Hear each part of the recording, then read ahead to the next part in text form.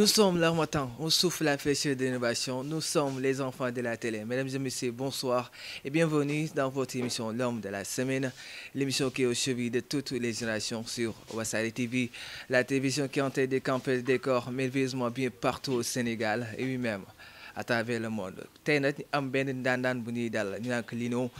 ñu gën ko xam si wàllu si wàllu li di wat donc tey la ñëw fii si Mermoz seet si ko waaye tamit waxtaan ak moom avant ça dañ koy bàyyi mu nuyoo après mu daal di présenté wu salaamaaleykum. waaw maaleykum salaam ku baax ñu ngi siyaar bu wér siyaar ñëpp waaw maa ngi tudd Aline Diouf ñu gën ma xam si Boch coiffeur barbeur au Sénégal waaw asalaam. quoi Boch. waaw Boch nag fu mu jógee dafa sori quoi benn groupe la woon maanaam benn groupe. dañ doon créer ay événementiel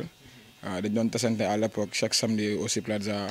di def ay événement comme ñun ñëpp c'était des jeunes dynamiques yoo xam ne ñëpp dañu am ambition ñu jël Bosch comme marque Bosch allemande jël Bosch comme perceuse comme tout le monde ñun dañu bëggoon percer dans la vie quoi c'est pour cela waaw loolu moo indi Bosch. alors moo ngi noonu ngeen comprendre lan mooy Bosch alors Bosch tey jii boo doon wax lan moo la dugal si wat lan lay doon. waaw mën naa ne yàlla la nag. waaw loolu moom yàlla la quoi du si man yàlla la waaw boo xoolee bu ma gënee nekk xale sax daan naa pratiquer di jël ay rasoir ak yenn affaire yi taxaw si ay miroir di jéem a wotantu temps boobu maa ngi doon jàng waaw bàyyi ma woon jàng mais par la suite après ba ma bàyyee jàng comme ñun dañu bokk si benn famille boo xam ne soo jàngatul rek da ngay dem wuti loo def waaw après bi ma bàyyee nag dama jaar naa si yeneen métier nag yoo xam ne dama si dugg mais sentir ma si sama bopp mais coiffure dama dem parce que dama doon fréquenter benn salon bu ñu doon wax daaree woon waaw ma dem fa di jeu play par la suite ñu dem ba dama dem ba bokk si famille bi quoi en fait waaw ñu intégré la ma dugal ma jàngal ma coiffure waaw loolu moo dem ba indi tey nii waaw alhamdulilah. yan métier nga doon def avant lii di wat. waaw jaar naa si garde naa hôpital Albert Royer comme gardien waaw jaar naa mareyeur di jaay jën. yow ko doon ñëwoon garde. wallaahi dama doon garde bun soo demee hôpital Albert Royer soo waxee Diouf ñëpp a ma xam. billaahi ñëpp a ma xam wallaahi azim Albert Royer hôpital Albert Royer fan. soo fa duggee soo nee Diouf Alioune Diouf vigile ñëpp a ma xam vigile laa woon def naa mareyeur jën di jaay def naa tailleur wallahi azim def naa mécanicien si oto ma garage mécanique Mercedes wallahi azim billaay waaw def naa tamit marchand ambulant dem Colobane di jënd ay t-shirt di jaay ak ay laafa oui.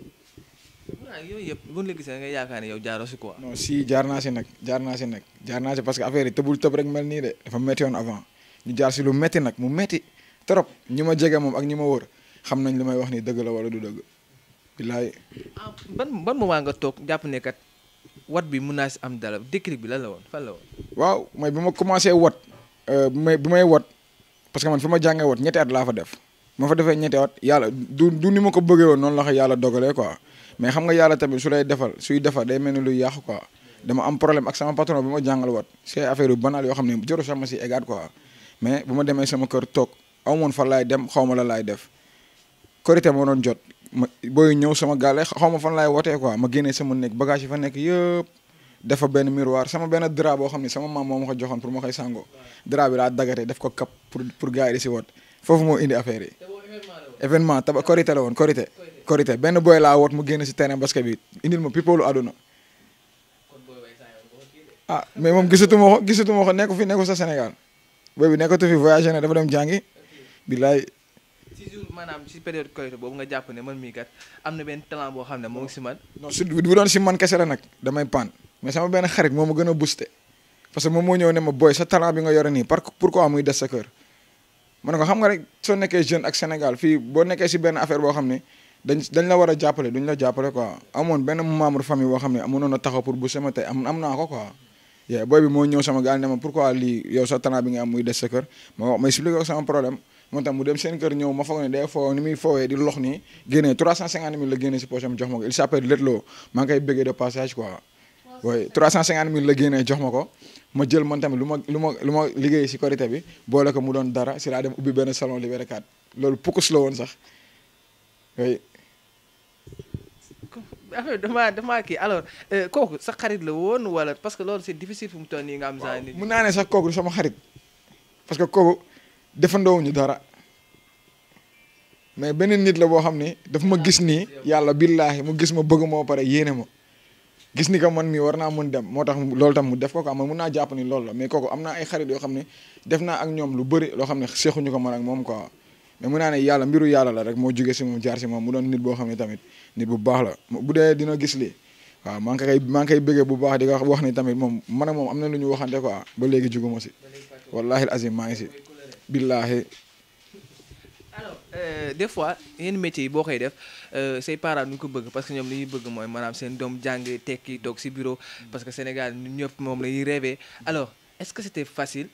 seen parents yi bàyyi la si noonu. waaw man nag xam nga bi may def coiffure dama doon toog jarul sax seede dama doon toog di ma yore dara ay événement di jot ñu may jox ay 21000 ay korité tabaski léegi man kon nga am naa sama papa ak sama yaay te du yaakaar nañ si man quoi mais loolu xam nga ni loolu mënoo si defal kenn dara ñoom dañu ma doon wax génn si parce que lii amul dara chaque jour dama doon wax rek bàyyi ma muñ soo muñee di nga mooñ chaque jour la laa doon tontu man bàyyi ma muñ rek bis dina jot di nga reetaan billaahi wallaahi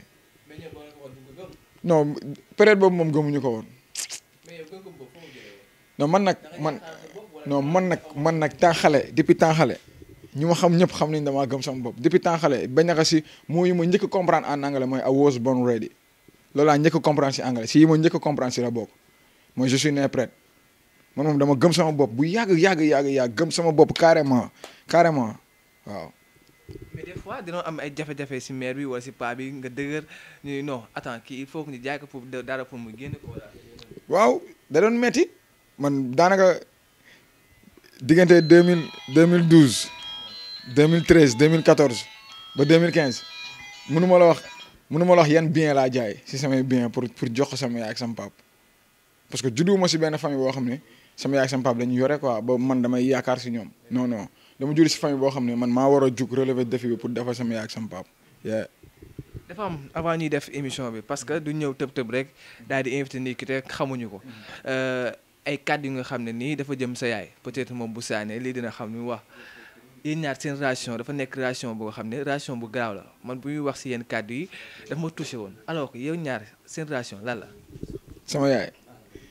waaw sama yaay nag sama yaay dafa garaaw yaa ngi wax nii xoolal période tabaski bi yéen ñaar bu ngeen xulawee ñaar doo bëgg mu tooñ doo bëgg mu mer.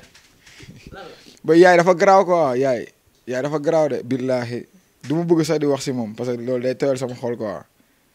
mais sama yaay dafa maa jàppale lu bëri si àdduna lu garaaw laa lay wax ni bëggu mu mer wax na ma ko. non bëgguma loolu bëgguma wax sama yaay wër na alxuraanu karim billaahi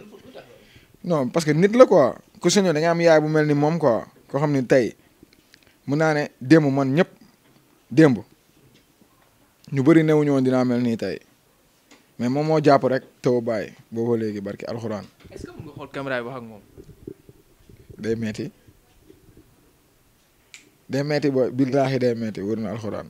sama yaay nit la quoi te gor la leen rek laa ñaan yàlla muy yàlla bàyyi ko fa ba mu fekkee sama njëriñ incha allahu rabbi. pourquoi bëggoo sa yaay di la mere. parce que wax expliqué na ma. yàlla rek yàlla bëggu ko même mouchoir waaw yàlla bëggul loolu barki alxuraan mais doo tëb yaay bi tamit te yàlla tax man sama yaay dafay sensible si man trop barki alxuraan tëbal loolu.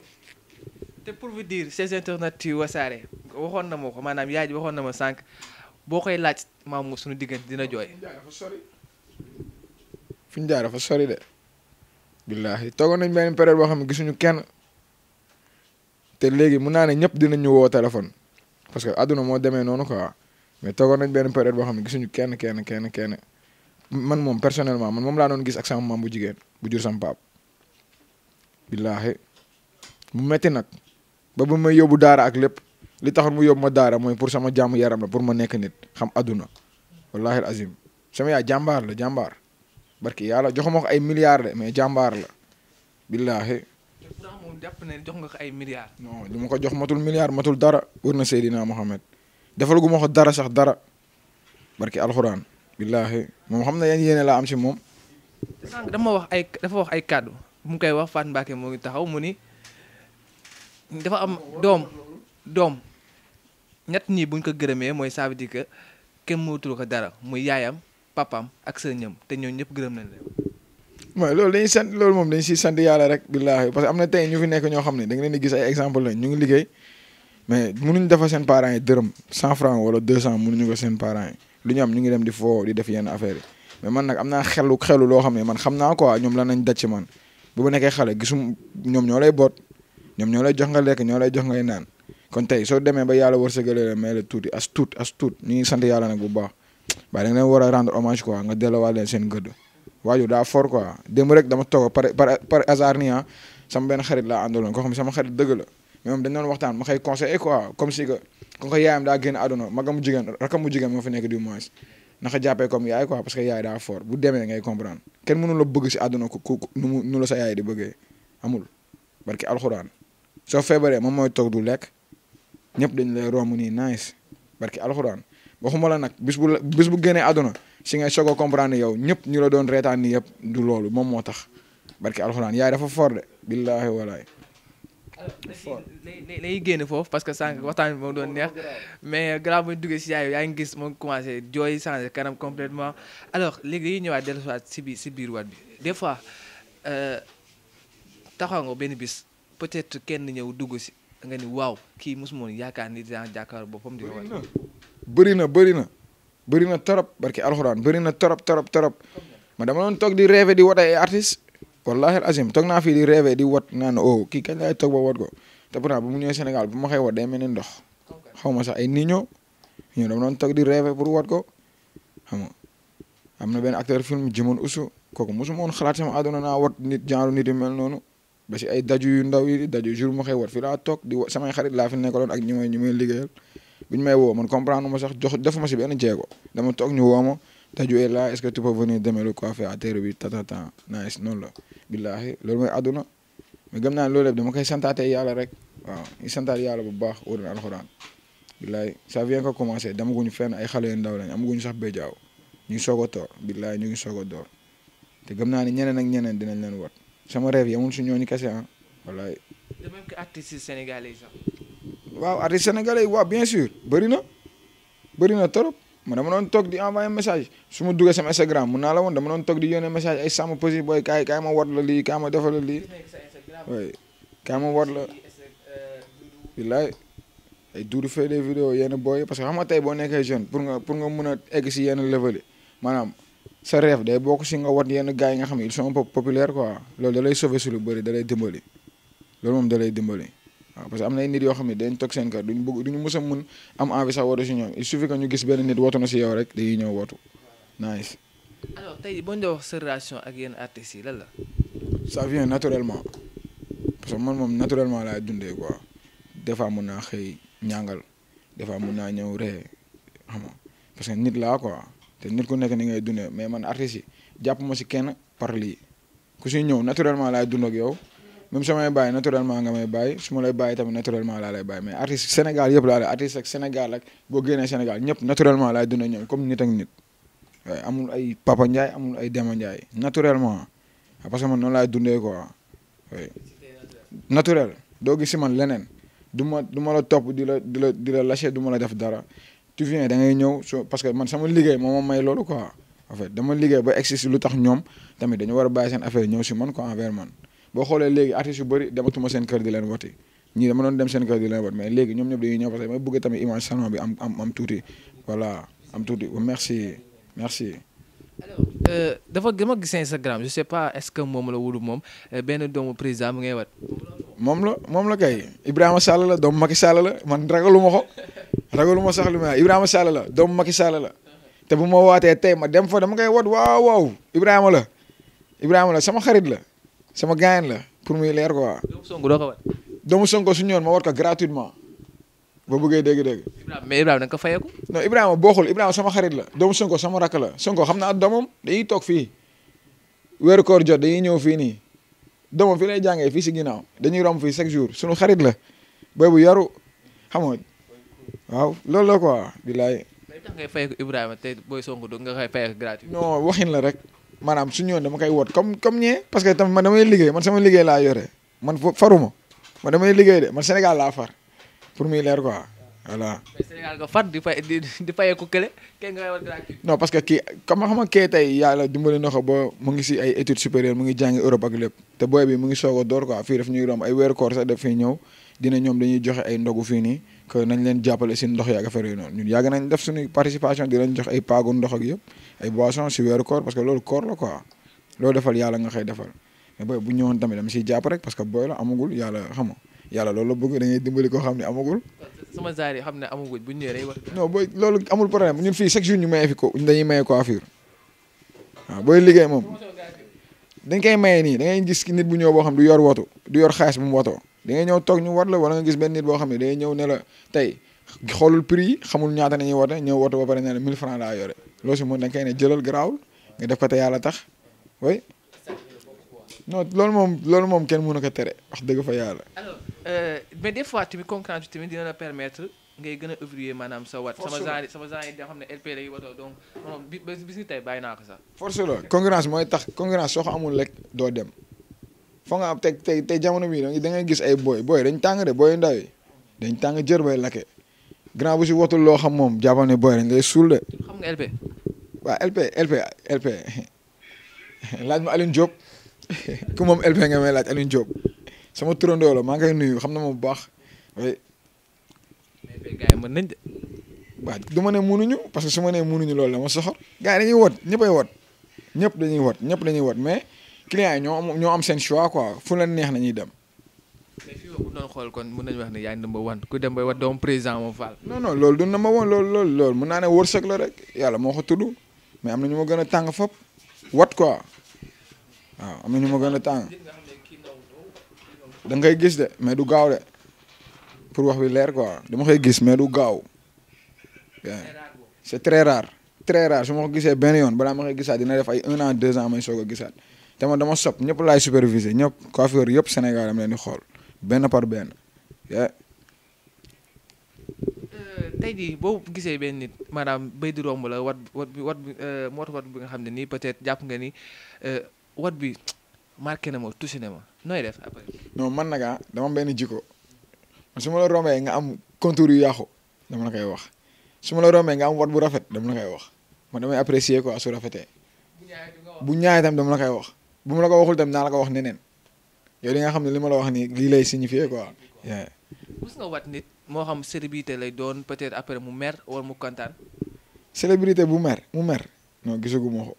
mais clients yi des fois xam nga rek xam nga tamit des fois da ngay nekk sa jour quoi des fois doo nekk sa jour parce que ay nit lañ boo xoolee Sadio Mané day football ay ñaata weer du dugal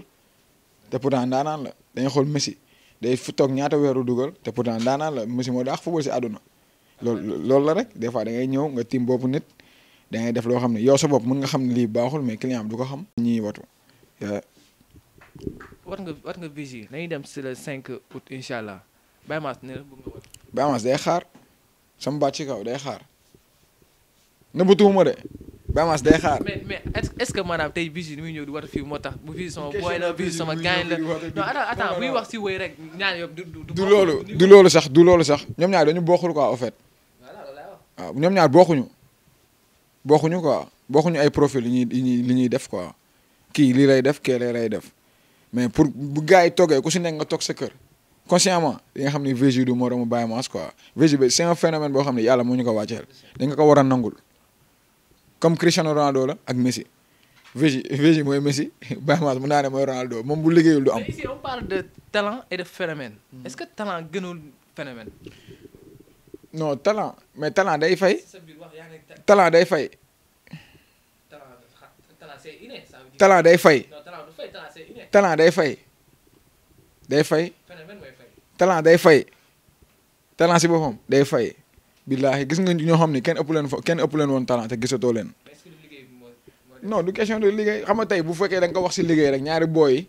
man jegewuma yenn jege yi Vigie quoi mais soo xoolee rek di nga xam ne ñaari booy yi nii bokkuñu quoi bokkuñu ñi leen entouré sax bokkul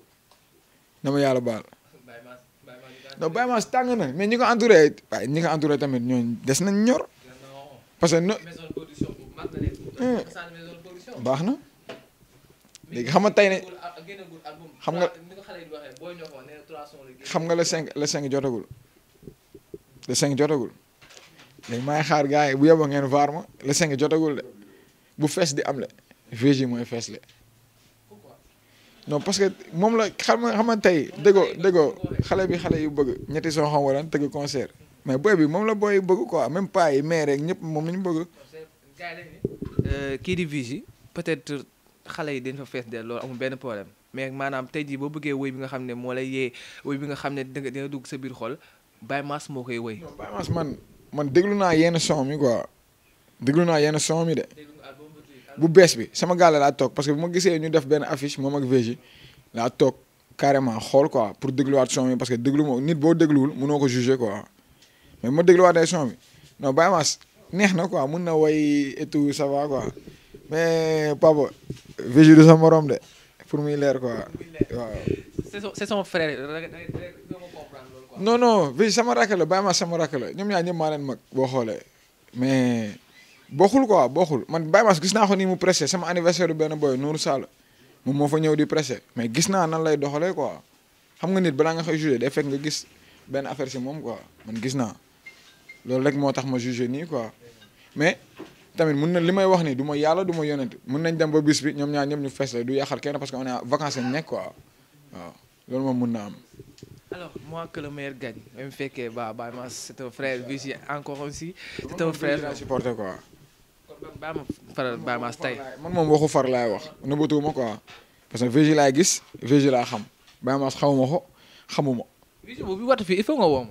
non da ngay ñëw mais moom nag day ñëw à l'improviste moo tax moom day jékki-jékki ne dagañ moom xam moom noonu lay ñëwee amul benn problème.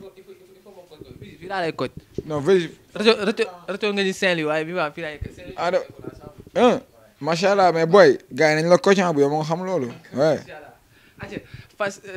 C'est le choc des deux stars moo tax des deux talents donc moo tax le 5 août incha allah bu ko kenn fàtte incha allah mais tey ba moom man dernier mot maanaam li nga xam ne moom ngay tëjee si biir émission bi lu ñu doon. waaw comme lu may yàgg a wax man benn wax bi laa yàgg a wax moom laa yàgg tëjee fépp mais maanaam ku si nekk si li nga nekk gëmal sa bopp ndax gëm sa bopp moo mën a yóbbu fa nga war a egg su la nit di gëmee te gëmoo sa bopp amul sens te jamono bii nii na ma yàlla baal quoi dama gis jeunes yi nu ñuy doxalee neexul si xol waaw booy gëmuñu seen bopp mun nañ waaw topp si ginnaaw nit te nit moom wax dëgg fa yàlla waroo ñaan yàlla pour nekk benn loser quoi da nga war a xool yow nooy jéem a demee si kanam quoi waaw ay foo yu amul sens du wees boo ni wax ay soo boo si tollee def ko boo ko bàyyi ko non non loolu piège parce que ñun tey jii am na benn expérience bu ñu am quoi mais bu doon tey mooy démb wallahi azim am na lu bëri fu ma jaar du ma fa jaar quoi damay focus si sama liggéey carrément ndax yow fi nga bëgg a egg yow rek yaa fa mën a eggale sa bopp waaw di bëggee ñëpp di nuyu ñëpp di ñaanal ñëpp jàmm nag incha allahu rabbi yàlla na ñëpp am jàmm voilà jaajëf waay. Merci beaucoup Lino, c'était un plaisir de partager ce plateau avec toi. Nous les gën a kontaan bu baax a baax. Merci beaucoup ces internautes yu Wassare Célébrité. Merci d'avoir pris votre temps de nous suivre. Maintenant, il est temps de donner du temps aux autres paradigmes. En attendant, je vous conseille de manger beaucoup de bananes et de vous abonner sur Wassare Célébrité. Merci sama cameraman Beydi borom xale jigéen ñi. Ciao, merci beaucoup.